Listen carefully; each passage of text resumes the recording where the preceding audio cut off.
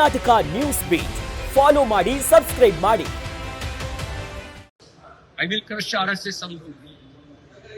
RSS ಇದೆ, ನೆಹರು ಇಲ್ಲ, ಇಂದಿರಾ ಗಾಂಧಿ ತುರ್ತು ಪರಿಸ್ಥಿತಿ ಹೇರಿ ಸರ್ವಾಧಿಕಾರಿಯಾಗಿ ನಡೆದರು, ಸಂಘವನ್ನು ಬ್ಯಾನ್ ಮಾಡಿದರು. ಇಂದಿರಾ ಗಾಂಧಿ ಇಲ್ಲ, ಭಾರತ ಇದೆ, RSS ಇದೆ. ಇವರು ಪ್ರಿಯಾಂಕ್ ಖರ್ಗೆ ಅವರೇ, ನೀವು ಈಗ ನಿನ್ನೆ ಮೊನ್ನೆ ಹೋಮ್ ಮಿನಿಸ್ಟರ್ ಆಗಿದ್ದೀರಿ, ನಿಮ್ಮ ಅಪ್ಪ ಮುಂಚೆನೆ ಆಗಿದ್ದರು. ನಿಮ್ಮ ಅಪ್ಪನ ಕೈಲೇ ಏನು ಮಾಡೋಕ್ಕಾಗಲ್ಲ. ನೀವೇನ್ ಮಾಡ್ತೀರಿ? ನೀವು ಸರ್ವಾಧಿಕಾರಿ ಅಲ್ಲ. ಎಲ್ಲೋ 2-3 ರಾಜ್ಯಗಳಲ್ಲಿ ನೀವು ಅಧಿಕಾರದಲ್ಲಿ ಇದ್ದೀರಿ.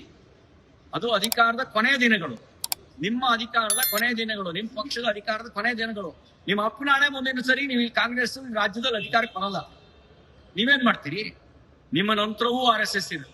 ಯಾಕೆ ಅಂದ್ರೆ RSS ರಾಷ್ಟ್ರೀಯ ಹಿತಕ್ಕಾಗಿ ಕೆಲಸ ಮಾಡ್ತಾ ಇದೆ, ಸಮಾಜವನ್ನು ಸಂಘಟಿಸೋ ಕೆಲಸ ಮಾಡ್ತಾ ಇದೆ, ವ್ಯಕ್ತಿಗೆ ಸಂಸ್ಕಾರ ಕೊಡೋ ಕೆಲಸ ಮಾಡ್ತಾ ಇದೆ. ಆ ವ್ಯಕ್ತಿಗೆ ಸಂಸ್ಕಾರ ಕೊಡೋ ಕೆಲಸ ಅದು ರಾಜಕೀಯ ಪ್ರೇರಿತವಾಗಿರೋದಲ್ಲ. ವ್ಯಕ್ತಿಗೆ ಸಂಸ್ಕಾರ ಕೊಡುವ ಕೆಲಸ ಅದು ಬಿಸ್ನೆಸ್ ಅಲ್ಲ. ನೋಂದಣಿ ಮಾಡ್ಕೊಳ್ಳೋಕೆ ಅದು ಸಂಘ ಅಲ್ಲ, ಅದು ಬಿಸ್ನೆಸ್. ಅದು ಸಮಾಜವನ್ನು ಸಂಘಟಿಸೋ ಸಂಘಟನೆ, ಸಮಾಜದೊಳಗಿರುವಂತ ಒಂದೊಂದು ಸಂಘಟನೆ ಅಲ್ಲ. ಸಮಾಜದ ಒಳಗಿರೋ ಸಂಘಟನೆ ಬೇರೆ, ಇಡೀ ಸಮಾಜವನ್ನೇ ಸಂಘಟಿಸಬೇಕು ಅಂತ ಹೇಳಿ ವ್ಯಕ್ತಿಗೆ ಸಂಸ್ಕಾರ ಕೊಡುವಂತ ಸಂಘಟನೆ ಬೇರೆ. ಹಾಗಾಗಿ ನಿಮಗೆ ಮಾಡೋ ಕೆಲಸ ಬೇರೆ ಇದಾವೆ. ನೀವು ಗಮನಿಸಬೇಕಾಗಿರೋ ಕೆಲಸಗಳು ಬೇರೆ ಇದಾವೆ. ದೊಡ್ಡ ಪ್ರಮಾಣದಲ್ಲಿ ಬಾಂಗ್ಲಾದೇಶದವರು ಅಕ್ರಮ ನಿವಾಸಿಗಳು ಬೆಂಗಳೂರಿನಲ್ಲಿದ್ದಾರೆ, ಕರ್ನಾಟಕದಲ್ಲಿದ್ದಾರೆ.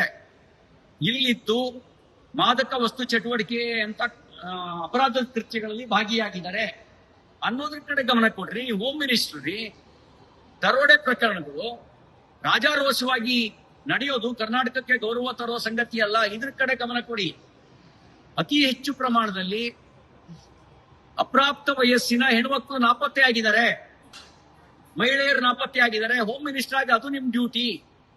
ರಾಷ್ಟ್ರೀಯ ಸ್ವಯಂ ಸೇವಕ ಸಂಘ ಅದು ದೇಶಭಕ್ತ ಸಂಘಟನೆ, ಇದರಿಂದ ಅಪಾಯ ಇಲ್ಲ. ನೀವು ಗಮನಿಸಬೇಕಾಗಿರೋದು, ಇಲ್ಲೇ ಇದ್ದು ಬಾಂಬ್ ತಯಾರು ಮಾಡುವಂತ ಸಂಚು ರೂಪಿಸ್ತಿರ್ತಕ್ಕಂಥ ದ್ರೋಹಿಗಳ ಬಗ್ಗೆ ಗಮನಿಸಿ. ಅದು ನಿಮ್ ಡ್ಯೂಟಿ. ಅದನ್ನು ಬಿಟ್ಟು ಅದೇನೋ ಒಂದು ಗಾದೆ ಮಾತಿದೆಯಲ್ಲ, ಮಾಡಕ್ ಕೆಲಸ ಇಲ್ದೇ ಇದ್ದದ್ದು ಅದೇನೋ ಕೆತ್ತಿದ ಅಂತ, ಆ ಕೆಲಸ ಮಾಡಕ್ ಕೂತ್ಕೋಬೇಡಿ. ಆ ಕೆಲಸ ಮಾಡಬೇಡಿ. ನಿಮ್ ಕೆಲಸ, ನೀವು ಹೋಮ್ ಮಿನಿಸ್ಟ್ರು ತರ ವರ್ತನೆ ಮಾಡಿ. ಹೋಮ್ ಮಿನಿಸ್ಟರ್ ಗುಂಡಾಗಳ ತರ ವರ್ತನೆ ಮಾಡಬಾರ್ದು. ಇವರ್ ನಾಟ್ಯ ಗುಂಡ. ನೀವು ಹೋಮ್ ಮಿನಿಸ್ಟರ್ ತರಾನೇ ವರ್ತನೆ ಮಾಡಿ. ಇಲ್ಲದೆ ಇದ್ರೆ ನಿಮ್ಗೆ ಅಧಿಕಾರ ಶಾಶ್ವತ ಅಲ್ಲ. ಅಧಿಕಾರದಲ್ಲಿ ಮೆರೆದವ್ರನ್ನ ಪಶ್ಚಿಮ ಬಂಗಾಳದಲ್ಲಿ ಹೆಂಗ್ ಅಟ್ಟಾಡಿಸ್ಕೊಂಡು ಬಡಿತಾ ಇದಾರೆ ಗೊತ್ತಿದೆಯಲ್ವಾ? ಅದು ನಿಮಗೂ ಪಾಠ ಆಗಬೇಕು. ನಿಮ್ಗೆ ಅಧಿಕಾರ ಶಾಶ್ವತ ಅಲ್ಲ. ಅಧಿಕಾರ ಇದ್ದಾಗ ದೌರ್ಜನ್ಯ ನಡೆಸಿದ್ರೆ ಕಾಲ ಹೀಗೆ ಇರೋದಿಲ್ಲ. ಒಂದಿನ ಬೀದಿಗೆ ಬಂದಾಗ ಪಶ್ಚಿಮ ಬಂಗಾಳ ತರ ನಮಗೂ ಬಿಟ್ಟಾತು ಅನ್ನೋ ಭಯ ನಿಮ್ಗಿರ್ಲಿ. ಆ ಭಯದಿಂದ ಎಚ್ಚರಿಕೆ ವಹಿಸಿ ನೀವು ಮಾಡಬೇಕಾದ ಕೆಲಸಗಳನ್ನ ಯಾವುದೋ ಒಂದು ಪಟ್ಟಿ ಮಾಡ್ಕೊಳ್ಳಿ. ನೀವು ಮಾಡಬೇಕಾಗಿರೋದು ಭಯೋತ್ಪಾದನೆ ನಿಗ್ರಹವನ್ನ, ಮಾದಕ ವಸ್ತು ಅಕ್ರಮ ಮಾದಕ ವಸ್ತು ಸರಬರಾಜು. ಮಹಾರಾಷ್ಟ್ರದ ಪೊಲೀಸರು ಬಂದು ಮೈಸೂರಲ್ಲಿ ಹಿಡಿತಾರೆ, ನಾಚಿಕೆ ಆಗ್ಬೇಕಲ್ಲ ನಮ್ಗೆ ಅಂತ ನೀವು ಕೇಳ್ಬೇಕು. ನಿಮ್ ಪೊಲೀಸರಿಗೆ ಇದನ್ನ ಕೇಳ್ಬೇಕು. ಇಂಥದ್ರ ಕಡೆ ಗಮನ ಕೊಡಿ. ಬೆಂಕಿ ಹಚ್ಚೋ ಕೆಲಸ ಮಾಡಬೇಡಿ. ನೀವೀಗಿರೋದು ಬೆಂಕಿ ಹಚ್ಚೋ ಕೆಲಸದ ಜಾಗದಲ್ಲಿ ಅಲ್ಲ, ಬೆಂಕಿ ಆರ್ಸೋಕೆ. ಬೆಂಕಿ ಹಚ್ಚೋ ಕೆಲಸ ಮಾಡಿದ್ರೆ ಆ ಬೆಂಕಿ ನಿಮ್ಮನ್ನು ಸುಡುತ್ತೆ. ನೀವು ಕರ್ನಾಟಕದ ರಾಜ್ಯದ ವಿಶ್ವದ ಒಂದು ನೆಮ್ಮದಿಗೆ ಬೆಂಕಿ ಹಚ್ಚಬಹುದು ಅಂತಂದ್ರೆ ಆ ಬೆಂಕಿಯಲ್ಲಿ ಚಳಿ ಕಾಯಿಸ್ಕೋಬಹುದು ಅಂತ ಭಾವಿಸ್ಕೋಬೇಡಿ. ಆ ಬೆಂಕಿ ನಿಮ್ಮನ್ನು ಸುಡುತ್ತೆ. ದೇವೇಗೌಡರ ಮೇಲೆ ಮರುಕ ಹುಟ್ಟಿದೆ. ಆ ಮರುಕದ ಹಿಂದೆ ಸಹಜತೆ ಇಲ್ಲ ಅನ್ನೋದು ಅವ್ರ ಮಾತಿನಲ್ಲೇ ವ್ಯಕ್ತ ಆಗಿದೆ. ಅವ್ರ ಮಾತಿನಲ್ಲೇನೆ ಆ ಮರುಕಕ್ಕೆ ಬರೀ ಕೃತಿಮತ ಇದೆ. ಆ ಮರುಕ ನಾಟಕೀಯವಾಗಿದ್ದು ಅನ್ನೋದನ್ನ ಅವರ ಮಾತುಗಳೇ ವ್ಯಕ್ತ ಆಗ್ತದೆ. ಹಾಗಾಗಿ ಈ ನಾಟಕದ ಮಾತುಗಳಿಗೆ ಉತ್ತರಿಸಬೇಕಾದ ಅವಶ್ಯಕತೆ ಇಲ್ಲ. ದೇವೇಗೌಡರು ಮಾಜಿ ಪ್ರಧಾನಿಗಳು, ಮುತ್ಸದ್ದಿ. ಅವ್ರ ಬಗ್ಗೆ ಇರುವ ಗೌರವ ಸ್ಥಾನದ ಆಧಾರದಲ್ಲಿ ಬಂದಿದ್ದಲ್ಲ, ಅಧಿಕಾರದ ಆಧಾರದಲ್ಲಿ ಬಂದಿದ್ದಾರೆ. ಅದಿರೋ ಸಹಜವಾಗಿರುವಂತ ಗೌರವ, ಸಹಜವಾಗಿರುವಂತ ವಾತ್ಸಲ್ಯ, ಆ ಪ್ರೀತಿ ಅವ್ರು ತೋರಿಸಿದ್ದಾರೆ ಪ್ರಧಾನಮಂತ್ರಿ ನರೇಂದ್ರ ಮೋದಿ ಅವ್ರ ಮೇಲೆ. ಆ ಸಹಜ ಪ್ರೀತಿ, ಆ ಸಹಜ ವಾತ್ಸಲ್ಯ ಅದು ವ್ಯವಹಾರ ಸಂಬಂಧದ ಮೂಲಕ ಬಂದಿರೋದಲ್ಲ. ಹಾಗಾಗಿ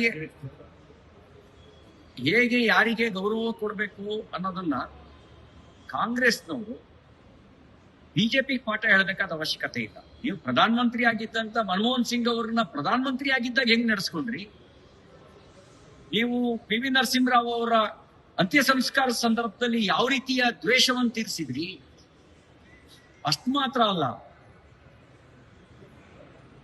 ಸಂವಿಧಾನ ಶಿಲ್ಪಿ ಅಂಬೇಡ್ಕರ್ ಅವರಿಗೆ ಬದುಕಿದ್ದಾಗ ಹೇಗೆ ಅಪಮಾನ ಮಾಡಿದ್ರಿ, ಸತ್ತಾಗ ಹೇಗೆ ಅಗೌರವ ತೋರಿಸಿದ್ರಿ, ನೀವು ನಮಗೆ ಪಾಠ ಹೇಳ್ತೀರಾ?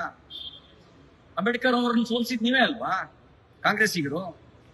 ಭಾರತ ರತ್ನ ಕೊಡದೇ ಇದ್ದಿದ್ದು ನಿಮ್ಮ ಅಪರಾಧ ಅಲ್ವಾ? ಅಷ್ಟು ಮಾತ್ರ ಅಲ್ಲ, ದೆಹಲಿನಲ್ಲಿ 6 ಅಡಿ 3 ಅಡಿ ಜಾಗ ಕೊಡ್ದಲೇನೆ ನಿಮಗೆ ಮಾತ್ರ 100 ಎಕರೆ, ನಿಮ್ ಕುಟುಂಬಕ್ಕೆ, ನಿಮ್ ಖಾನ್ದಾನಕ್ಕೆ 100 ಎಕರೆ ಬರ್ಕೊಂಡು ಅವರಿಗೆ ಅಪಮಾನ ಮಾಡಿದ್ದು ನೀವು ನಮಗೆ ಪಾಠ ಹೇಳ್ತೀರಾ? ಪಿ ವಿ ನರಸಿಂಹರಾವ್ ಅವರ ಅಂತ್ಯ ಸಂಸ್ಕಾರ ಎಲ್ಲ ಆಯ್ತು ಅನ್ನೋದು ಹೇಳ್ಬೇಕಾ? ಯಾಕೆ ಅವರು ಮಾಜಿ ಪ್ರಧಾನಿ ಅಲ್ವಾ? ಅವ್ರಿಗೆ ಏನ್ ಗೌರವ ಕೊಟ್ರಿ ನೀವು? ನಿಮ್ ಕಾಂಗ್ರೆಸ್ ಕಚೇರಿಗೆ ಅವರ ಸವತ್ತಕ್ಕೆ ಬಂದ ಅಂತ್ಯ ಸಂಸ್ಕಾರದ ಸಂದರ್ಭದಲ್ಲಿ ಗೌರವ ಕೊಡ್ಲಿಲ್ವಲ್ರಿ ನೀವು ನಮಗೆ ಪಾಠ ಹೇಳ್ತಾ ಇದ್ದೀರಿ. ಒಂದು ಮಾತು ಹೇಳಲಿಕ್ಕೆ ಬಯಸ್ತೇನೆ, ದೇವೇಗೌಡರು ಹಿರಿಯರು, ಅಪಾರವಾದ ಅನುಭವವನ್ನು ಹೊಂದಿರತಕ್ಕಂಥವ್ರು. ಅವರು ಮತ್ತು ನರೇಂದ್ರ ಮೋದಿ ಅವರ ಸಂಬಂಧ ಅದು ವ್ಯಾವಹಾರಿಕ ಸಂಬಂಧ ಅಲ್ಲ. ಅದು ಒಂದು ರೀತಿಯಲ್ಲಿ ಅಣ್ಣ ತಮ್ಮನಿಗೆ, ತಂದೆ ಮಗನಿಗೆ ತೋರಿಸುವಂತ ಒಂದು ಆತ್ಮೀಯವಾದ ಸಂಬಂಧ, ಗೌರವಯುತವಾದ ಸಂಬಂಧ, ಪ್ರೀತಿಯ ಸಂಬಂಧ. ನೀವು ನಮಗೆ ಪಾಠ ಹೇಳಬೇಕು. ಈ ಸರ್ಕಾರಕ್ಕೆ ಶುಭ ಹಾರೈಸಿ, ಒಳ್ಳೆ ಕೆಲಸ ಮಾಡಿ ಅಂತ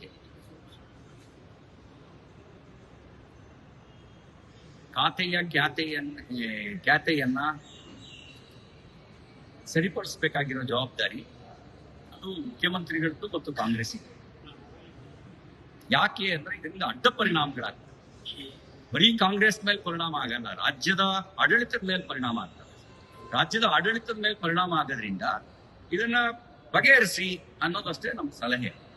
ಇನ್ನು ಮೂರನೇದು, ವಿಸ್ತರಣೆಗೆ ಮುಂಚೆನೆ ಈ ರೀತಿಯ ಒತ್ತಡ ಇದ್ರೆ ವಿಸ್ತರಣೆ ನಂತರ ಏನಾಗ್ಬೋದು, ಇದ್ರ ಬಗ್ಗೆ ಎಚ್ಚರ ವಹಿಸಿ. ಮತ್ತೆ ಹಿಂದಿನ 3 ವರ್ಷದಲ್ಲಿ ಯಾವ ಭ್ರಷ್ಟಾಚಾರದ ಹಗರಣಗಳು ಮರುಕಳಿಸದಂತೆ ತಡೀರಿ. ಅದು ನಿಮಗೂ ಒಳ್ಳೇದಲ್ಲ, ಕರ್ನಾಟಕಕ್ಕೂ ಒಳ್ಳೇದಲ್ಲ, ನಿಮ್ಮ ರಾಜಕೀಯಕ್ಕೂ ಒಳ್ಳೇದಲ್ಲ, ಕರ್ನಾಟಕಕ್ಕೂ ಕೂಡ ಅದು ಒಳ್ಳೇದಲ್ಲ. ಹಾಗಾಗಿ ಅದನ್ನ ಮುಂದುವರಿದಂತೆ ತಡೀರಿ. ವಾಲ್ಮೀಕಿ ನಿಗಮನಂತ ಹಗರಣ ಇವೆಲ್ಲ ಕರ್ನಾಟಕವನ್ನೇ ಒಂದು ಕೆಟ್ಟ ಹೆಸರು ತಂತು. 60% ಕಮಿಷನ್ ಗೌರವತರ ಸಂಗತಿ ಅಲ್ಲ. ನೀವು 40% ಪೇ ಸಿಎಂ ಅಂತ ಪೋಸ್ಟ್ ಅಂಟಿಸಿ ಪೋಸ್ಟ್ ಕೊಟ್ಟಿದ್ರಿ. ಆ ಪೋಸ್ಟ್ ಕೊಟ್ಟಂತ ನೀವುಗಳು ಈ ಕಟಕಟೆಯಲ್ಲಿ ನಿಂತಿದ್ದೀರಿ, ತಲೆ ತಗ್ಗಿಸ್ಬೇಕಲ್ವಾ? ನೀವೇ ಪೋಸ್ಟ್ ಕೊಟ್ಟಿದ್ರಿ, ಪೇ ಸಿಎಂ 60%, 40% ಕಮಿಷನ್ ಅಂತ. ಈಗ ಗುತ್ತಿಗೆದಾರ ಸಂಘದವ್ರು ನಿಮ್ಮ ಮೇಲೆ 60% ಆರೋಪ ಮಾಡಿದ್ದಾರೆ. ಅವರಿಗೆ ನೀವು ನಟ್ಟು ಬೋಟು ಟೈಪ್ ಮಾಡ್ತೀವಿ ಅಂತ ಬೆದರಿಸ್ತೀವೋ ಅಥವಾ ಕರಪ್ಷನ್ ಇಂದ ನೋಡ್ಕೊಳ್ತೀವಿ? ಕರ್ನಾಟಕ ನ್ಯೂಸ್ ಬೀಟ್ ಫಾಲೋ ಮಾಡಿ, ಸಬ್ಸ್ಕ್ರೈಬ್ ಮಾಡಿ.